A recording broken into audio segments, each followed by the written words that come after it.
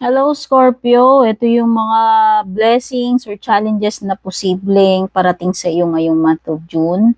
Maraming salamat, Scorpio, kung ikaw ay laging sumusuporta, sumusubaybay. At kung bago ka dito, don't forget to like, share, follow, or subscribe. Meron tayong ongoing promo pagdating sa mga personal reading services ko. Hanggang June 12 lang yan, limited slots only yung promo. Kaya sa mga gusto mag-avail, mag-PM lang kayo sa aking official Facebook page. Change,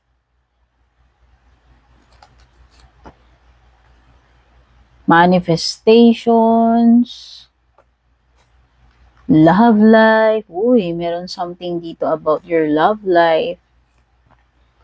Care required. O, kailangan daw mag-ingat.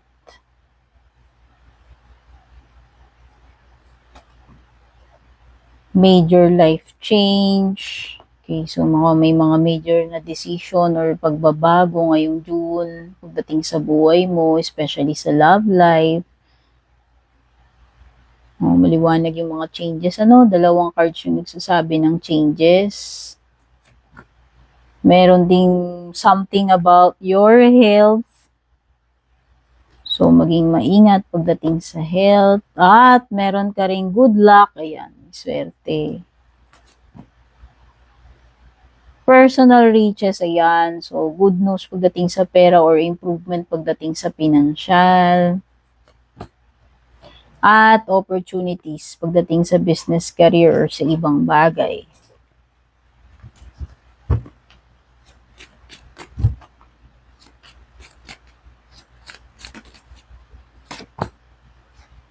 Bell, announcement. May matatanggap kang importanteng balita, announcement, impormasyon. News talaga, ayan, So, mukhang may importanteng news para sa inyo, Scorpio, ngayong June. Merong energy ng babae dito. At rooster. O yan, baka iba may pinanganak sa rooster or ka-deal ninyo yan. At lalaki, older man. So, pwedeng may edad, pwedeng senior citizen yan. So, umpisa na natin dito sa change.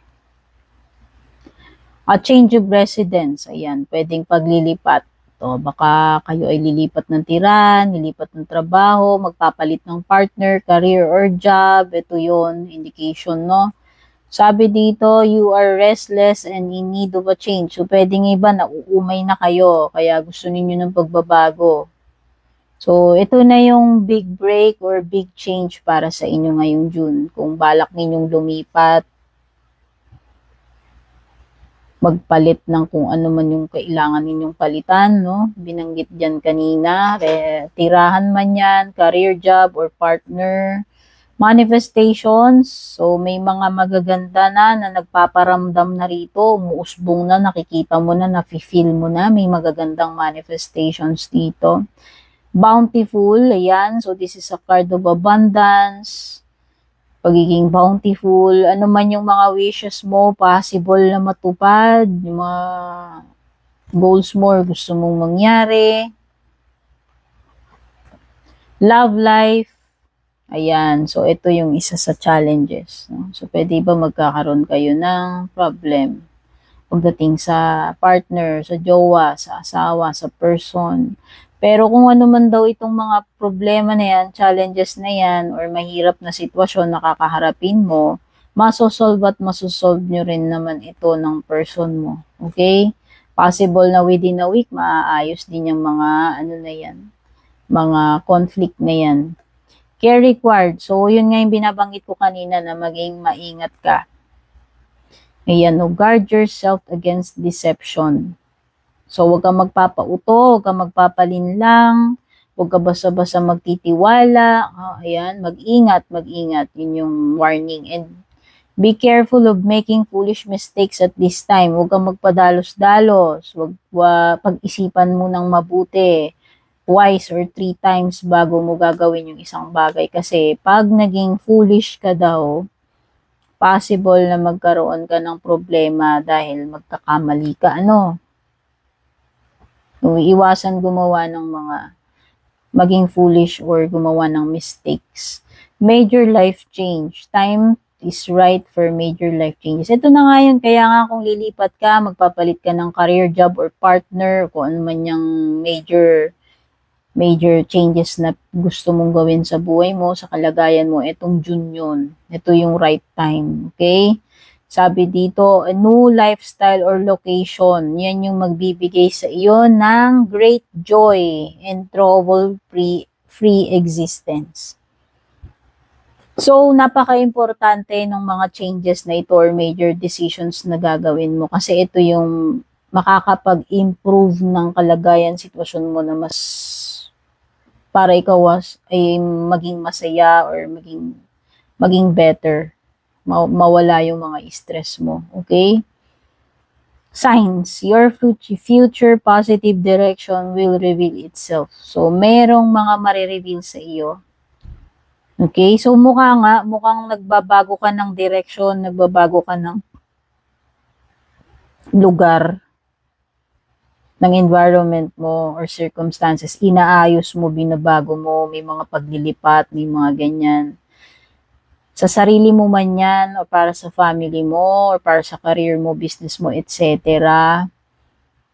Marireveal sa iyo yung mga tamang gagawin, yung tamang direction to take etong June. Kaya kung nako-confuse ka, kung nag-aalangan ka, ito yung kasagutan doon. Mabibigyan ka ng go signal, confirmation. Okay? So, yung mga confusion mo na yan, mga doubts mo, mabibigyan niya ng clarity.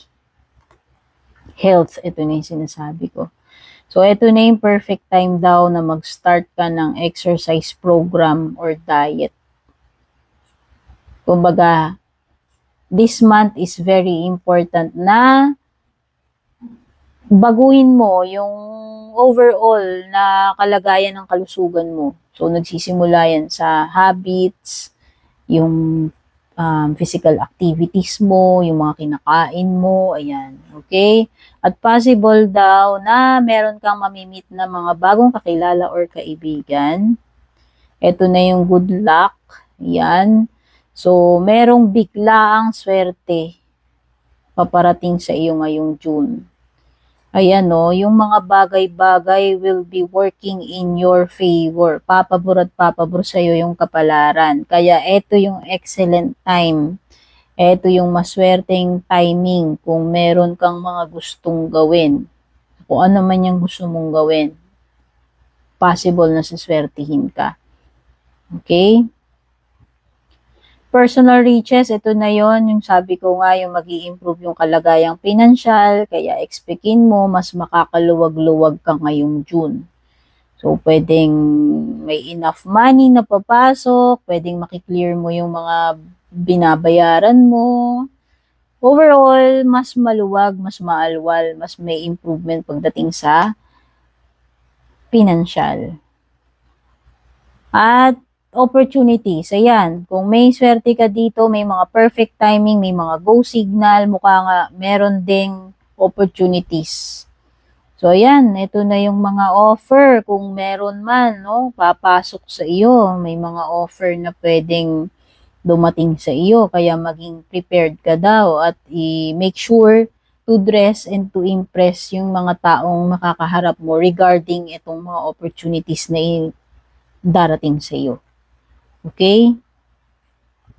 Ito na yung balita, announcement. Ito rin, ayan. Kaya kung may mga hinihintay ka, confirmation, or kung ano man na impormasyon, balita, kung ano man niya, announcement, sulat, package, ayan, may mga good news, may mga information na paparating sa iyo ngayong June. Increase your efforts. Ayan, dagdagan mo pa yung sipag mo, dagdagan mo pa yung effort mo, para sure ball na ma-achieve mo yung goal mo etong June. At may makakadil kang babae, lalaki. So, itong babae, walang specific age. Sabi lang, dealings or relationship with the woman.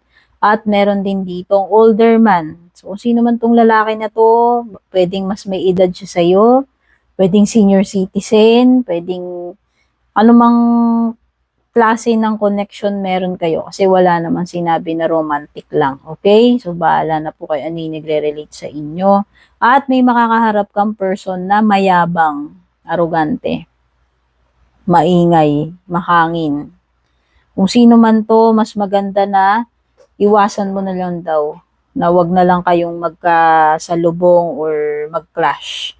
Okay, Scorpio. So, ito yung reading mo for the month of June. Don't forget to like and share this reading. Don't forget to like, follow, subscribe. Take care. God bless. Babush.